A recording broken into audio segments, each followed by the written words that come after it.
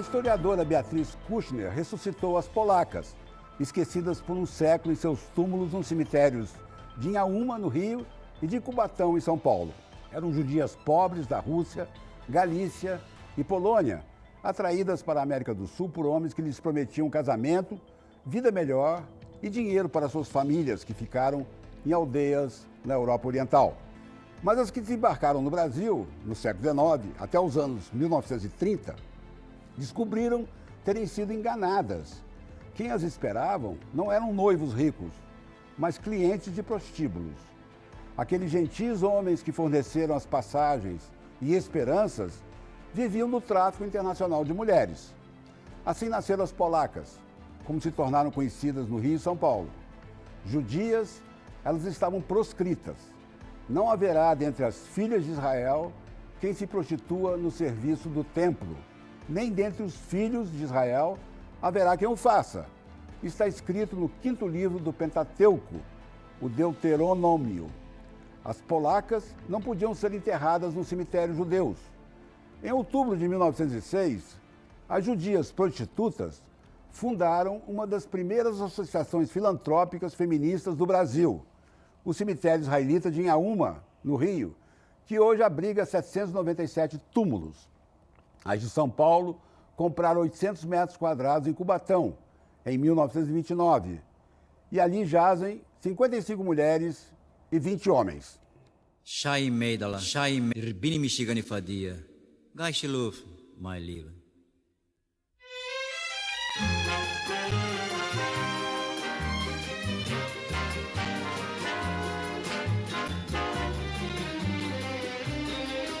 A rosa não se compara a essa judia rara, criada no meu país.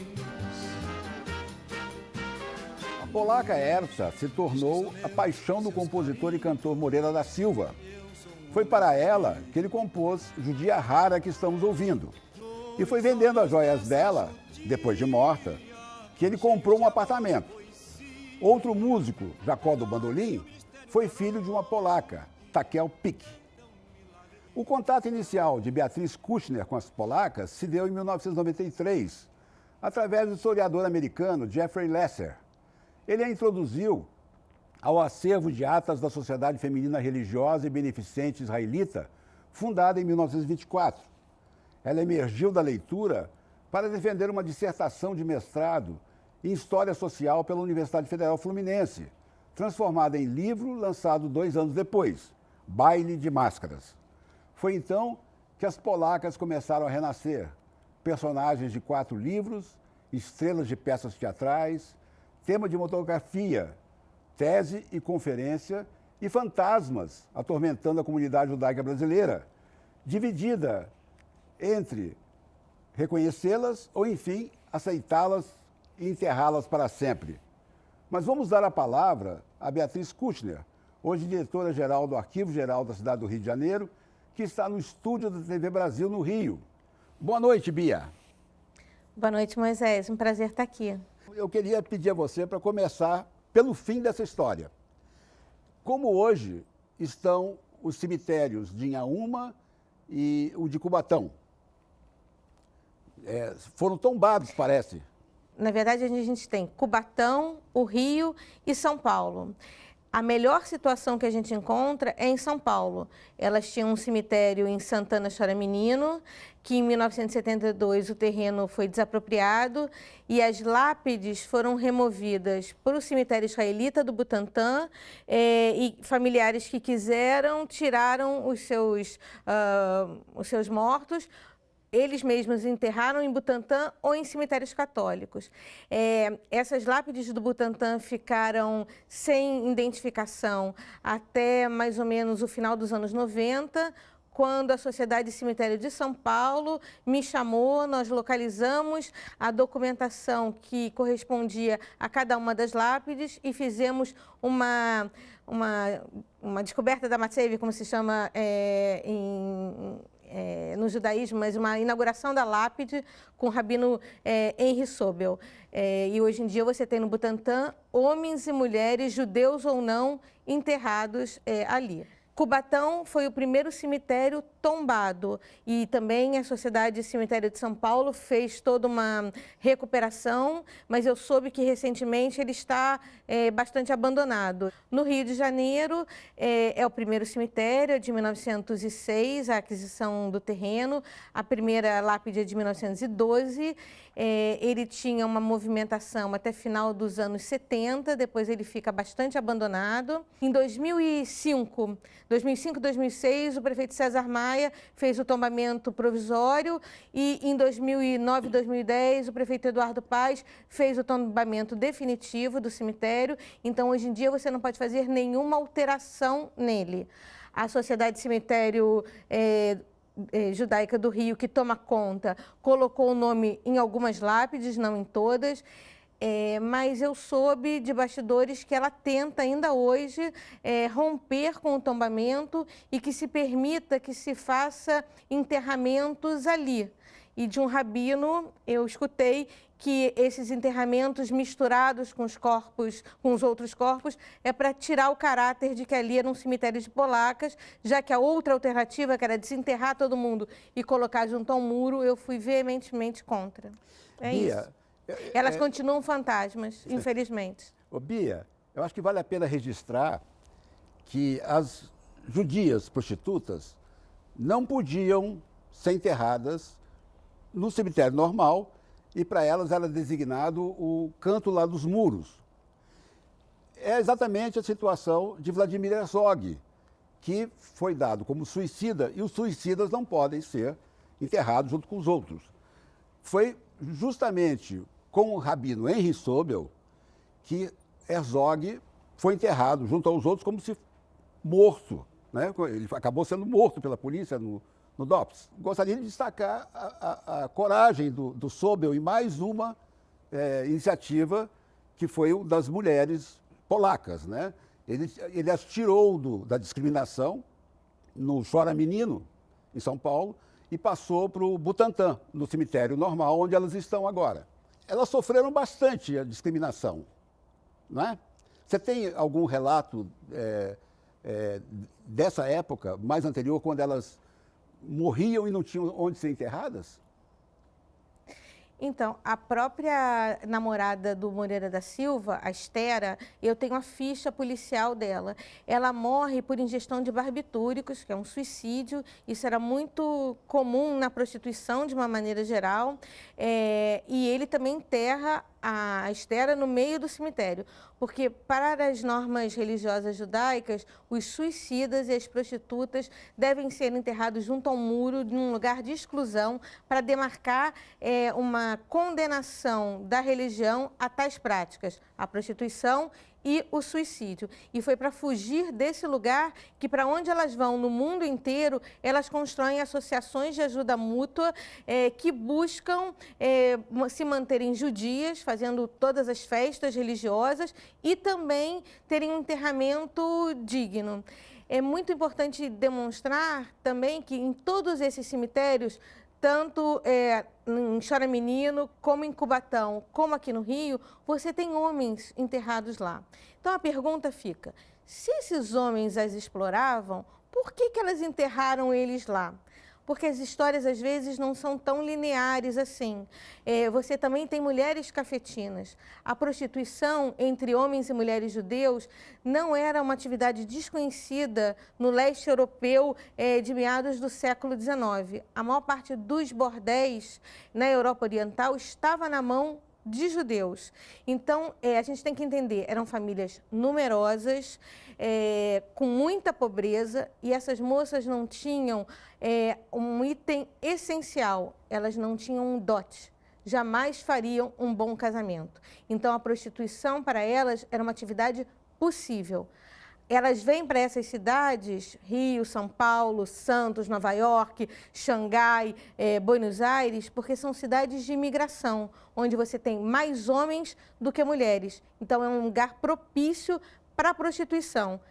A maior parte das que chegam, elas sabem para onde estão vindo. Elas não têm alguma coisa essencial, elas não dominam a língua e não têm nenhuma formação para o mundo do trabalho. Então, elas vão exercer a atividade possível, E uma dessas atividades possíveis é a prostituição. Mas o mais importante não é o que elas fizeram para sobreviver, mas é o que elas para ganhar o dinheiro, mas sim o que elas fizeram para se reinventar nesses lugares. Para onde elas vão, elas precisam construir essas associações de ajuda mútua para se manterem judias e para se manterem unidas, fortes. Isso é o exemplo mais interessante. Para onde elas vão, homens e mulheres, eles continuam precisando se sentir judeus. E talvez seja isso que tenha me encantado nelas da primeira vista. A primeira vez que eu fui no cemitério delas, em Auma, eu tinha 2 anos. O meu irmão tinha uma babá que morava num morro ali perto, que é a favela do Rato Molhado, e quando a gente subiu para visitar a família dessa empregada, ela disse para minha mãe, olha, ali é um cemitério de gringo. E aí minha mãe perguntou, mas de gringo por quê?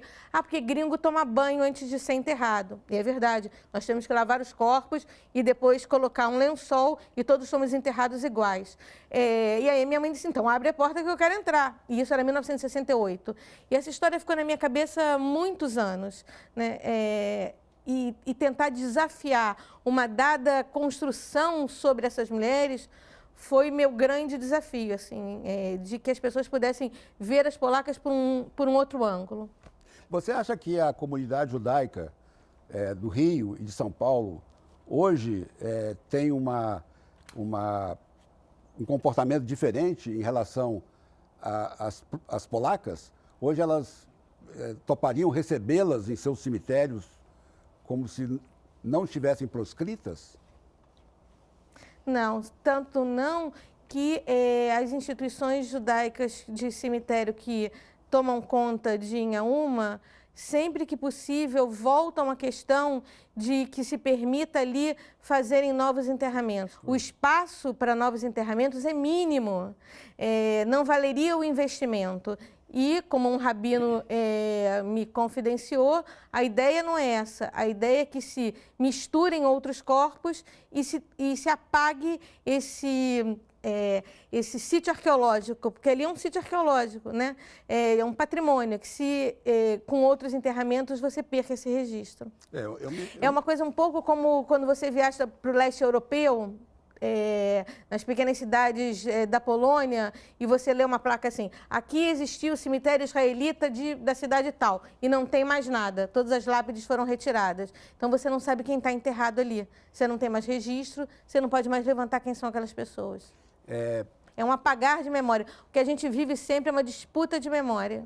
Porque o cemitério de Cubatão é curioso, porque geralmente os cemitérios ficam fora das cidades e perto de rios, me parece. E o cemitério de Cubatão, ele não tem nada disso. Ele foi comprado para abrigar as judias que não tinham onde ser enterradas. Agora, os que estão enterrados agora são judeus também? Em Cubatão, elas são um anexo do cemitério católico, como era também em Chora Menino. E é um cemitério, Moisés, muito interessante, porque tem um muro separando homens e mulheres e lápides cabeça com cabeça quando são casais, homens e mulheres. É uma arquitetura muito interessante que eu nunca tinha visto. No Rio, os novos enterramentos que querem ser feitos são de judeus, para judeus serem enterrados. Porque a alegação é que é um cemitério próximo da cidade, os cemitérios que a gente tem aqui são muito longe, então que ficaria mais fácil o acesso, mas não é exatamente isso, porque o número de lápides ali é muito pequeno. Você ressuscitou praticamente, porque ela ficariam no desconhecimento se você não tivesse escrito esse livro. Aliás, você tem um livro aí na mão para mostrar para o telespectador? Tem aqui, ó. Esse é o livro. Ele já está numa segunda edição, que para uma tese é alguma coisa muito bacana. Você esteve com Moreira da Silva, não esteve? Sim. Uma figura. Eu tinha 20 e poucos anos, nesse apartamento que ele morava ali no Catumbi, quase na entrada do túnel Santa Bárbara. Ele com cabelo acaju, com uma raiz branca, de pijama.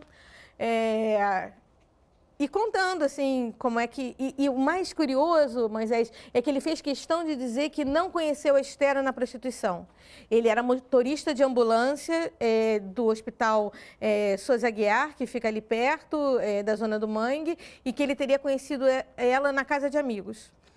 Nós vamos fazer um intervalo e eu volto já contando mais histórias das polacas para vocês, com a ajuda, claro, da Bia Kushner, a historiadora que ressuscitou as polacas. Até já.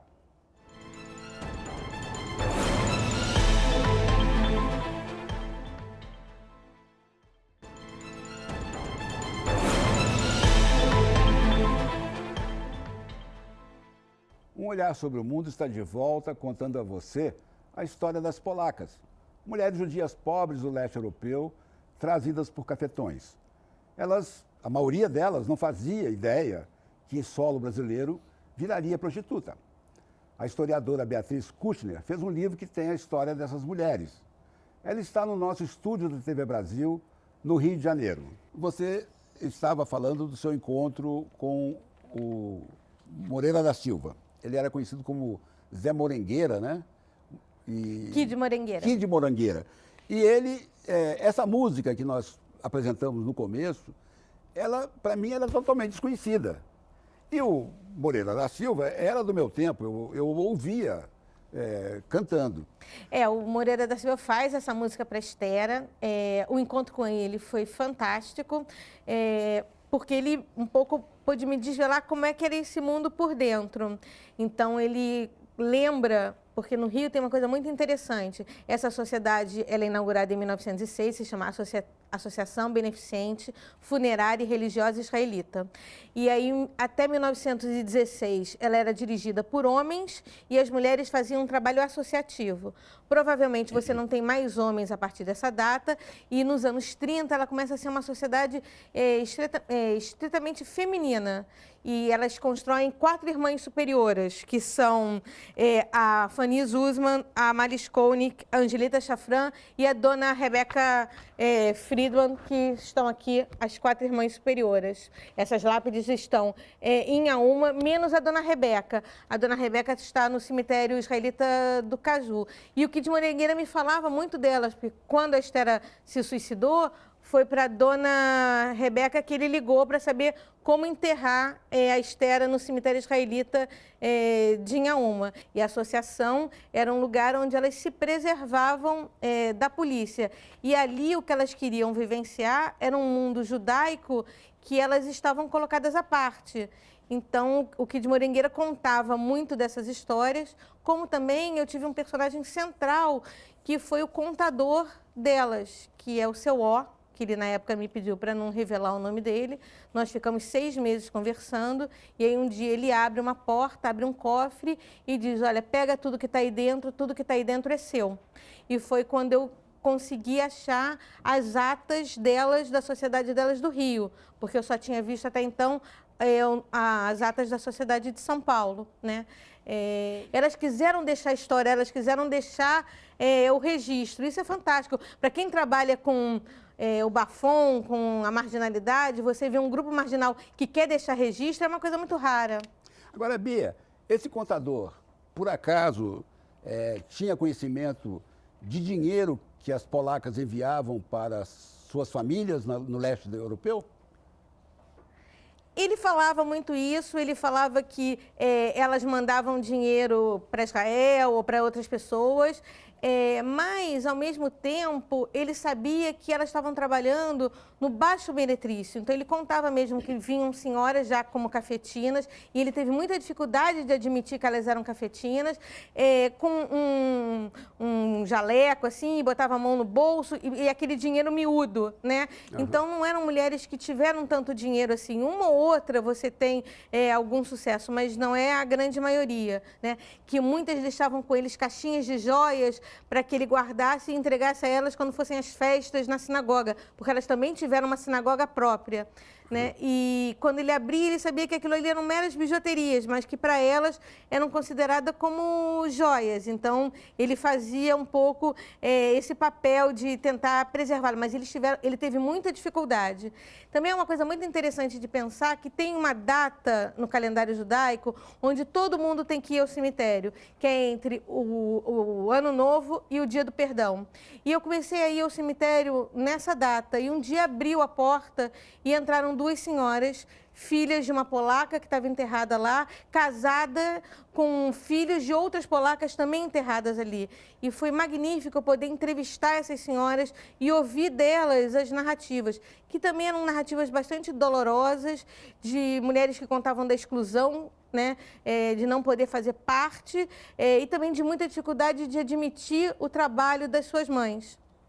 Agora, essas polacas fizeram sucesso como mulheres bonitas. Eu me lembro de ter visto no Estadão, fazendo uma pesquisa nos anos 30, a notícia na capa, de primeira página, chegaram as polacas. Um navio que aportou e desceram dele novas polacas. E eu vi fotos de polacas em carros conversíveis, dirigidos por homens que as exibiam pela cidade. Então, no contingente, vieram mulheres que devem ter despertado paixões mortais. Não, com né? certeza.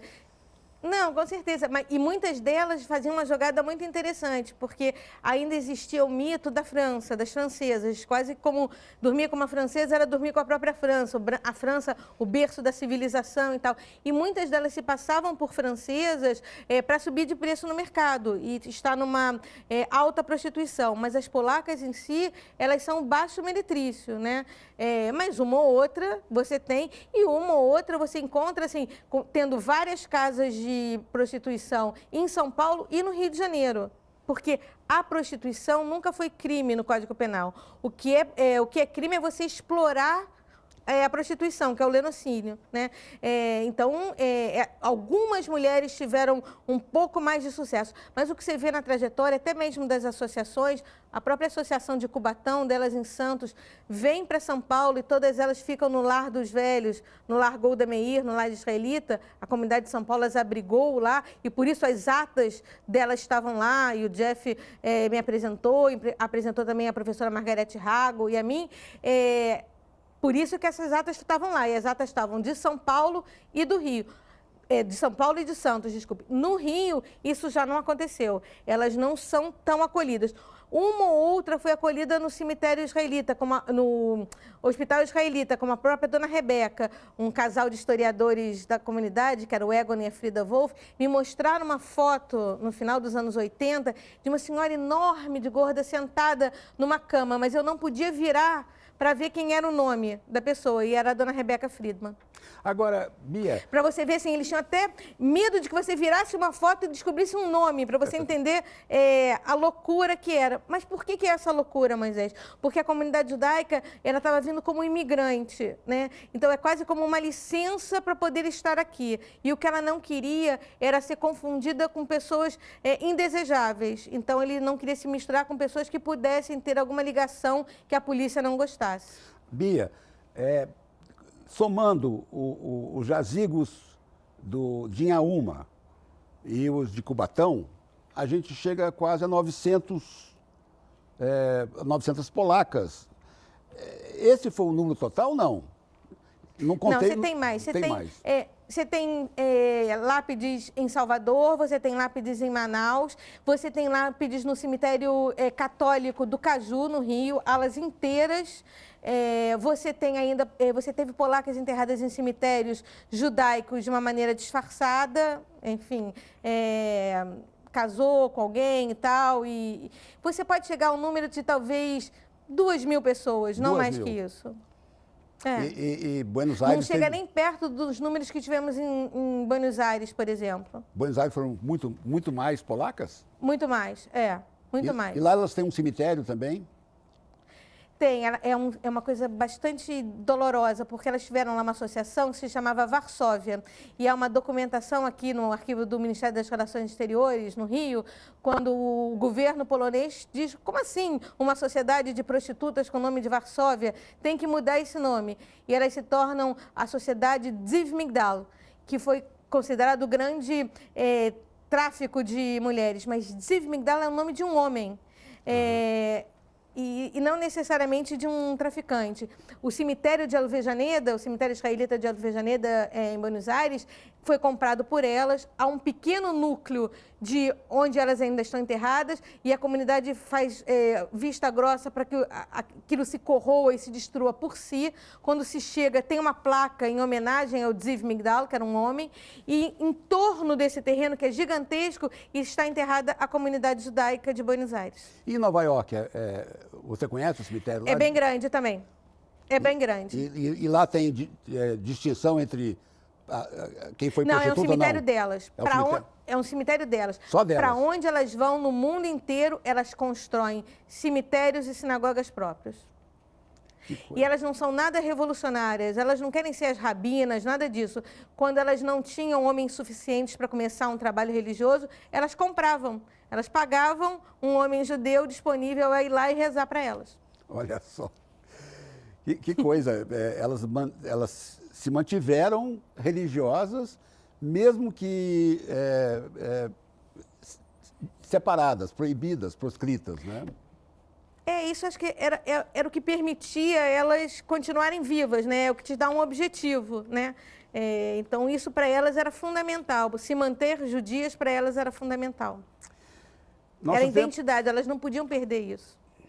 E isso é o mais bonito, assim, isso é o mais interessante.